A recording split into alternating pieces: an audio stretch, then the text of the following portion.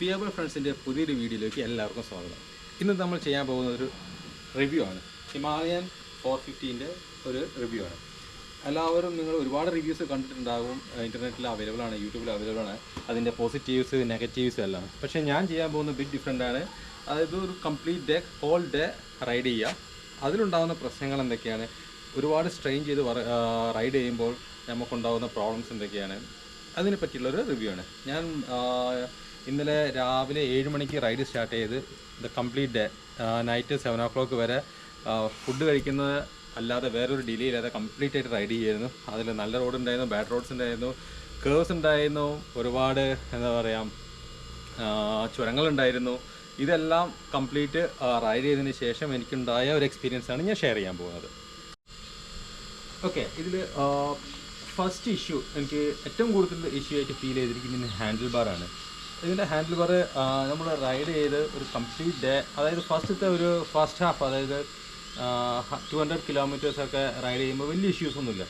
അത് കഴിഞ്ഞ് ഈവനിങ് ആകുമ്പോഴേക്കും കയ്യിൽ റിയലി ഇവിടെ ഈ നമ്മളെ റിസ്റ്റിൻ്റെ ഇവിടെ നല്ല പെയിൻ വരാൻ തുടങ്ങും.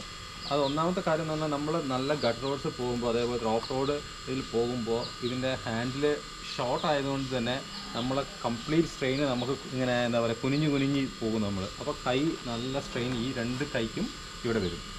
അതുപോലെ തന്നെ വേറൊരു ഇഷ്യൂ എനിക്ക് ഫേസ് ചെയ്തത് ഇതിൻ്റെ ഫ്ലാറ്റ് ആയിട്ടുള്ള ഈ ഹാൻഡിലാണ്, ഇതിൻ്റെ ഗ്രിപ്പാണ്. അതായത് ഞാൻ മെറ്റീരിയലിൽ ഉപയോഗിച്ചിരുന്ന ഗ്രിപ്പിന് ഒരു ചെറിയ ഒരു ഓവൽ ഷേപ്പ് ഉണ്ടായിരുന്നു. അപ്പോൾ നമ്മളെ പാമ്പിന് അത് കറക്റ്റായിട്ട് സൂട്ട് ചെയ്യുന്നത്, അപ്പോൾ നമുക്കത് സ്ട്രെയിൻ വരികയില്ല. ഇതിൽ നമുക്ക് ഒരുപാട് ദൂരം റൈഡ് ചെയ്യുന്ന സമയത്ത് ഈ ഫിംഗേഴ്സിൻ്റെ ഇവിടെയൊക്കെ പെയിൻ വരാൻ തുടങ്ങും, ഫിംഗേഴ്സിൽ നല്ല പെയിൻ വരാൻ തുടങ്ങും. അതൊന്നാമത് ഈ ഫ്ലാറ്റ് ആയതുകൊണ്ടാണെന്നാണ് എനിക്ക് തോന്നുന്നത്. കാരണം ഞാൻ the whole day material ride ചെയ്തിട്ടുണ്ട്. മെറ്റീരിയൽ റൈഡ് ചെയ്യുമ്പോൾ എനിക്ക് അങ്ങനത്തെ ഒരു ഇഷ്യൂ വന്നിട്ടേ ഇല്ല. പക്ഷേ ഇതിലെനിക്ക് അത്യാവശ്യം നല്ല ഇഷ്യൂ വരുന്നുണ്ട്. അതിനൊരു ഓപ്ഷൻ അവൈലബിൾ ആണ്. ഇതിൻ്റെ എന്താ പറയുക റൈസർ ഉപയോഗിക്കാം. എന്നിട്ട് ഹാൻഡിൽ ബാർ കുറച്ച് റൈസ് ചെയ്ത് വന്നു കഴിഞ്ഞാൽ അപ്രൈറ്റ് പൊസിഷൻ കിട്ടും.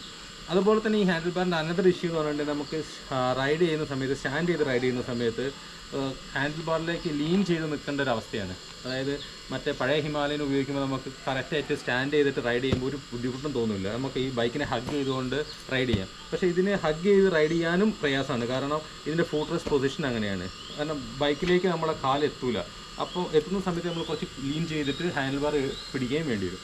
അങ്ങനെ വരുന്ന സമയത്ത് ഒരു ഷോർട്ട് ഡിസ്റ്റൻസ് മാത്രമേ നമുക്ക് സ്റ്റാൻഡ് ചെയ്ത് റൈഡ് ചെയ്യാൻ പറ്റുള്ളൂ.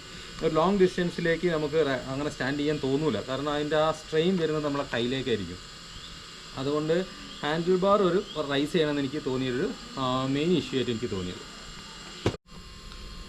വേറൊരു ഇഷ്യൂ ഇതിൻ്റെ ഫേസ് ചെയ്തുകൊണ്ടുണ്ടെങ്കിൽ ഇതിൻ്റെ സീറ്റ്, അതിപ്പം മെറ്റീരിയലാണെങ്കിലും അതേപോലെ തന്നെ ക്ലാസിക്കലാണെങ്കിലും എല്ലാത്തിലും കോമൺ ആയിട്ട് ഉള്ളൊരു ഇഷ്യൂ ആണ്. ഒരു കുറച്ച് സമയം റൈഡ് ചെയ്യുമ്പോഴേക്കും, ഒരു 2 to 3 hours റൈഡ് ചെയ്യുമ്പോഴേക്കും, അതായത് ഒരു ഹോട്ട് അറ്റ്മോസ്ഫിയറും കൂടി ആണെങ്കിൽ നല്ല പെയിൻ വരും ബാക്കിൽ. എഞ്ചിൻ്റെ ഹീറ്റ് ഉണ്ടാവും, പ്ലസ് നമ്മൾ ഇരുന്നതിൻ്റെ ഒരു പെയിനും ഇത് ഹീറ്റും ഉണ്ടാവും. ഇത് രണ്ടും കൂടി ആകുമ്പോഴേക്കും ഒരുപാട് എന്താ പറയുക റൈഡ് ചെയ്യാൻ ഭയങ്കര ബുദ്ധിമുട്ടാണ് ഹീറ്റ് വന്നു കഴിഞ്ഞാൽ.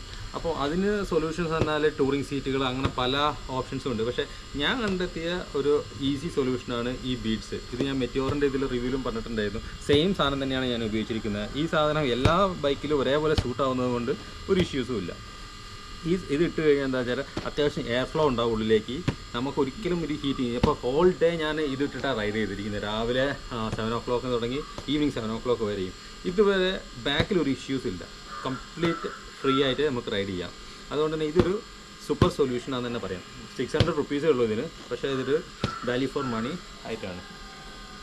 ഈ രണ്ട് ഇഷ്യൂസും, ഈ സീറ്റിൻ്റെ ഇഷ്യൂസും അതുപോലെ തന്നെ ഇതിൻ്റെ ഇഷ്യൂസാണ് മേജറായിട്ട് പറയാനുള്ളത്.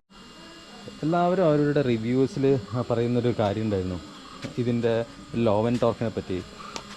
ലോ ആൻഡ് ടോർക്ക് കുറവാണ്, പഴയ ഹിമാലയനെ പോലെ സ്ലോ റണ്ണിങ് പറ്റുന്നില്ല, ഒരു 4th ഗിയറിലൊക്കെ ടുപ്പൊന്നും പറഞ്ഞിട്ട് മെല്ലനെ പോകാൻ പറ്റുന്നില്ല എന്നൊരു ഇഷ്യൂ കോമൺ ആയിട്ട് എല്ലാവരും പറഞ്ഞൊരു ഇഷ്യൂ ആയിരുന്നു. പക്ഷേ എനിക്ക് അങ്ങനത്തെ ഒരു ഇഷ്യൂ ഫീൽ ചെയ്തിട്ടേ ഇല്ല. ഞാൻ പറയുമ്പോൾ 30 to 35 ഹെയർ പിൻ ബെൻഡുകളുള്ള ചുരങ്ങളെല്ലാം കയറി വരുന്ന ഒരാളാണ്. എനിക്ക് അങ്ങനത്തെ ഒരു ഇഷ്യൂവേ തോന്നിയിട്ടില്ല. അതായത് നോർമൽ ഒരു കർവാണ്, അത്യാവശ്യം വലിയൊരു കയറ്റമില്ലാത്തതാണെങ്കിൽ 3rd ഗിയറിൽ തന്നെ സുഖമായിട്ട് കയറി പോകും, അല്ലെങ്കിൽ 2nd ഗിയറിൽ കയറും. ഈ 2 ഗിയറിന് ഡൗണിലേക്ക് എനിക്ക് ചെയ്യേണ്ട ഒരു ആവശ്യം വന്നിട്ടില്ല. പിന്നെ വേറൊരു അഡ്വാൻറ്റേജ് എന്താ വെച്ചാൽ നിങ്ങൾ സെക്കൻഡ് ഗിയറിലാണ് പോകുന്നതെങ്കിലും മെറ്റിയോറിലാണെങ്കിൽ എനിക്ക് അത് കഴിഞ്ഞൊരു വണ്ടി മുമ്പിലുണ്ട്, ഒരു കർവ് കഴിഞ്ഞിട്ട് തൊട്ട് മുമ്പിലൊരു വണ്ടി ഉണ്ടെങ്കിൽ ആ സമയത്ത് എനിക്ക് തേർഡിലേക്ക് ഇട്ടിട്ടാണ് എനിക്ക് എന്താ പറയുക ആ വണ്ടീനെ ഓവർടേക്ക് ചെയ്യാൻ പറ്റുള്ളൂ. പക്ഷേ ഇതിൻ്റെ കേസിൽ അങ്ങനത്തെ ഒരു ഇഷ്യൂ വരുന്നതേ ഇല്ല. കാരണം നമ്മൾ സെക്കൻഡ് ഗിയറിലാണെങ്കിലും ഒന്ന് ആക്സിലേറ്റർ കൊടുത്തു കഴിഞ്ഞാൽ വണ്ടി കറക്റ്റ് 70 എന്താ പറയുക 60-70 സ്പീഡിലേക്ക് വണ്ടി കയറും. അത് കഴിഞ്ഞ് വണ്ടി ഓവർടേക്ക് ചെയ്തിട്ട് നിങ്ങൾക്ക് അപ്പ് ചെയ്താൽ മതി ഗിയർ. കാരണം അതാണ് ഈ എഞ്ചിൻ്റെ 450 എഞ്ചിൻ്റെ ഒരു ഏറ്റവും അഡ്വാൻറ്റേജ് എന്ന് തന്നെ പറയാം.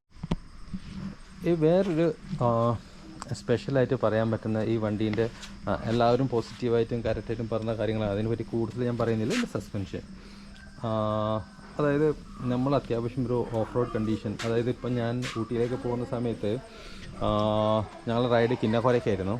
കിന്നക്കോര ഹെയർ പിൻ ബെൻഡിലൂടെ കുറേ കറങ്ങി പോകുമ്പോൾ ചില സ്ഥലങ്ങളിൽ നല്ല പാച്ച് റോഡ്സ് ഉണ്ട്, അതേപോലെ ചില സ്ഥലങ്ങളിൽ അവർ ബ്രിഡ്ജിൻ്റെ പണി നടക്കുന്നുണ്ട്. അപ്പോൾ നിങ്ങൾക്കറിയാമല്ലോ, ബ്രിഡ്ജിൻ്റെ ഹാഫ് പൊട്ടിക്കിടക്കുമായിരിക്കും, ഹാഫ് ഫുള്ള് മണ്ണും എന്താ പറയുക സിമെൻറ്റും കൂടി മിക്സ് ചെയ്ത് കിടക്കുമായിരിക്കും. അത്യാവശ്യം നല്ലൊരു എന്താ പറയുക കയറി ഇറങ്ങേണ്ട ഒരു സിറ്റുവേഷനാണ്. അങ്ങനത്തെ സിറ്റുവേഷനിൽ മെറ്റിയോറിലാകുമ്പോൾ ഞാൻ അങ്ങനെ ഉപയോഗിക്കുന്നത് വെച്ചിട്ടുണ്ടെങ്കിൽ ഞാൻ സെക്കൻഡ് ഗിയറിലേക്ക് ഡൗൺ ചെയ്യും, സെക്കൻഡ് ഗിയറിൽ നിന്ന് മെല്ലനെ ഇറക്കി, ചിലപ്പോൾ ഫസ്റ്റ് ഗിയറിലേക്ക് ഡൗൺ ചെയ്യും, മെല്ലനെ കയറ്റി ഇറക്കിയാണ് പോകാറ്. പക്ഷേ ഇതിൻ്റെ കേസിൽ എന്ന് പറഞ്ഞിട്ടുണ്ടെങ്കിൽ ഞാൻ തേർഡ് ഗിയറിലാണെങ്കിലും എനിക്ക് സുഖമായിട്ട് it's just a piece of cake എന്ന് പറയില്ലേ, അതുപോലെ സുഖമായിട്ട് അത് തേർഡ് ഗിയറിൽ തന്നെ ഞാൻ പോകും. അറിയ പോലുമില്ല അങ്ങനത്തെ ഒരു കട്ടർ ഉണ്ട് എന്നല്ല. കാരണം അത്രയും എന്താ പറയുക ഇതിൻ്റെ സസ്പെൻഷൻ വർക്ക് ചെയ്യുന്നുണ്ട്. നിങ്ങളത് എന്താ പറയുക റൈഡിനെ എൻജോയ് ചെയ്യിപ്പിക്കും. കാരണം മെറ്റിയോർ മാറ്റാനുള്ള മെയിൻ കാരണം എൻ്റെ ബാക്ക് പെയിൻ ആയിരുന്നു. മെറ്റിയോറിൽ ഇങ്ങനത്തെ ഒരു 20 കിലോമീറ്റേഴ്സ് ഞങ്ങളൊരു off road condition, off road എന്ന് പറയാൻ പറ്റില്ല, ഓൺ റോഡ് തന്നെ പാച്ച്ഡ്, അതായത് ഫുൾ ഗട്ടേഴ്സുള്ള റോഡിലൂടെ പോകുമ്പോൾ എനിക്ക് ഒരു 20 കിലോമീറ്റേഴ്സ് റൈഡ് ചെയ്ത് പിറ്റേ ദിവസം നല്ല ബാക്ക് പെയിൻ ആയിരുന്നു, നട്ടലിൻ്റെ അവിടെയൊക്കെ നല്ല പെയിൻ ഉണ്ടായിരുന്നു. അങ്ങനെ 2-3 അങ്ങനത്തെ ഫീൽ ചെയ്യാൻ തുടങ്ങിയപ്പോഴാണ് അത് മെറ്റിയോർ ഞാൻ മാറ്റിയത്. ഇതിനകത്ത് ഹോൾ ഡേ ഞാൻ റൈഡ് ചെയ്തിട്ടും ഇന്നും എനിക്കൊരു ബാക്ക് പെയിനും ഇല്ല. അതുകൊണ്ടാണ് ഇന്ന് തന്നെ ഞാൻ റിവ്യൂ എടുക്കാമെന്ന് വെച്ചത്. കാരണം അതേ ഒരു ഫീലിങ്ങോട് കൂടി എടുക്കാമെന്ന് വിചാരിച്ചത് ഇന്ന് എടുക്കുന്നതുകൊണ്ട്. ഇന്നലെ രാത്രി ഞാൻ എത്തിയത്, ഇന്ന് ഒരു ബാക്ക് പെയിനും ഇല്ല. ഈ കയ്യിൽ റിസ്റ്റിൻ്റെ അവിടെ പെയിൻ ഉണ്ട്, അതാണ് ഞാൻ ഫസ്റ്റ് പറഞ്ഞ ഇഷ്യൂ. അല്ലാതെ വേറൊരു ഇഷ്യൂസും എനിക്ക് ഈ വണ്ടിയിൽ ഫേസ് ചെയ്യേണ്ടി വന്നിട്ടില്ല. ഒരു പെർഫെക്റ്റ് പാക്കേജ് തന്നെയാണ് ഈ വണ്ടി. ഗിയറിൻ്റെ കാര്യങ്ങളും അതേപോലെ തന്നെ എൻജിൻ്റെ കാര്യങ്ങളൊന്നും ഞാൻ പറയുന്നില്ല, അതൊക്കെ എല്ലാവരും വീഡിയോസിൽ പറഞ്ഞ് എന്താ പറയുക കേട്ടറിഞ്ഞ സാധനങ്ങളാണ്. എന്തായാലും ഇതിൻ്റെ ലോ ആൻഡ് ടോർക്ക് ഒരു ഇഷ്യൂ അല്ല, അതുപോലെ തന്നെ ഹാൻഡിൽ ബാറിനൊരു സൊല്യൂഷനും ഉണ്ട്. അതുകൊണ്ട് ഇനി ബൈക്ക് വാങ്ങാൻ പോകുന്നവരും ബൈക്ക് വാങ്ങിയവരും എല്ലാവരും ഈ ഓപ്ഷൻ എന്താ പറയുക ഒരിക്കലും മാറ്റി ചിന്തിക്കേണ്ട ആവശ്യം വരില്ല. കാരണം സീറ്റിൻ്റെ ഇഷ്യൂവിന് ഒരു ചീപ്പ് സൊല്യൂഷൻ എനിക്ക് കിട്ടിയിട്ടുണ്ട്, ഹാൻഡിലിൻ്റെ ഇഷ്യൂവിന് റൈസർ അവൈലബിൾ ആണ്. ഈ 2 കാര്യങ്ങളാണ് എനിക്ക് മേജറായിട്ട് തോന്നിയിട്ടുള്ളൂ. പിന്നെ രാത്രി വരുന്ന സമയത്ത് ഇതിൻ്റെ ലൈറ്റ് ഇതിൻ്റെ ബ്രൈറ്റ് അത്യാവശ്യം കുഴപ്പമില്ല, പക്ഷേ ഡിമ്മ് വളരെ ശോകമാണ്. പക്ഷേ അതും വലിയൊരു മേജർ ഇഷ്യൂ ആയിട്ട് എനിക്ക് തോന്നിയിട്ടില്ല, മാനേജബിൾ. So it's fine. എല്ലാവരും ഈ ഗാർഡ് വയ്ക്കാൻ ശ്രദ്ധിക്കുക, ഇത് ഇമ്പോർട്ടൻറ്റ് ഗാർഡാണ്. കല്ലടിച്ച് അല്ലെങ്കിൽ ഇത് എന്താ പറയുക ഇതിൻ്റെ പ്ലാസ്റ്റിക് ബൈ ഡിഫാൾട്ട് വരുന്നുണ്ട്, അതും കുഴപ്പമില്ല.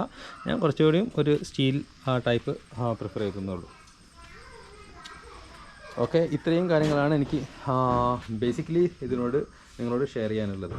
പിന്നെ ഹീറ്റിങ്, ഞങ്ങൾ പോയത് കിന്നക്കോര ആയതുകൊണ്ട് തന്നെ നല്ല അടിപൊളി തണുപ്പുള്ള ക്ലൈമറ്റ് ആയിരുന്നു. അതുകൊണ്ട് തന്നെ ഹീറ്റ് എന്ന് പറഞ്ഞ സംഭവമേ ഫീൽ ചെയ്തിട്ടുണ്ടായിരുന്നില്ല. ഞാൻ 200 കിലോമീറ്റർ വൺ സ്ട്രെച്ചിൽ റൈഡ് ചെയ്തിട്ട് ഇങ്ങനെ തൊട്ട് നോക്കായിരുന്നു ഹീറ്റ്. കാരണം അത്രയും എന്താ പറയുക തണുത്തായിരുന്നത്. തൊട്ട് നോക്കാന്ന് പറഞ്ഞാൽ തണുത്തുറഞ്ഞല്ല ഇരുന്നിരുന്നത്, പക്ഷേ ഈവൻ എനിക്ക് കൈ ഇങ്ങനെ വെക്കാൻ പറ്റുമായിരുന്നു. കാരണം അത്രയേ അതിനൊരു ഹീറ്റ് ഉണ്ടായിരുന്നുള്ളൂ. കാരണം അങ്ങനത്തെ ക്ലൈമറ്റ് ആയതുകൊണ്ടായിരിക്കാം. പക്ഷേ ബാക്ക് ടു കാലിക്കറ്റ് വന്നപ്പോഴേക്കും നല്ലോണം ഹീറ്റ് വരാൻ തുടങ്ങി. ഹീറ്റ് വരാൻ തുടങ്ങി. കാലിലേക്ക് ഈവൻ റൈഡിങ് ജാക്കറ്റ് ഇട്ടിട്ട് റൈഡിങ് പാൻസ് ഇട്ടിട്ട് ഇരുന്നത്, എന്നാലും അതിനുള്ളിൽ കൂടി ഹീറ്റ് വരാൻ തുടങ്ങിയിട്ടുണ്ടായിരുന്നു.